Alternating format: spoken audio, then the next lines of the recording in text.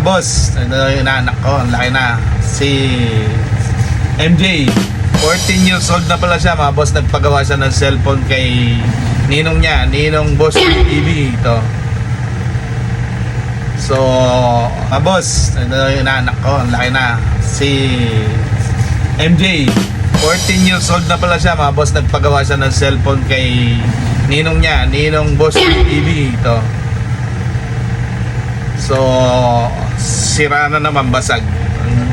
Tapos ginawa ko na dati kaya namamatay. So, siyempre, binata na yung inaanak natin kahit pa paano. Hinanapan ko siya ng cellphone dito. Sana inaanak, ingatan mo yung binigay ko, no? Sana, Subukan kayo sa tagal ng bangkay.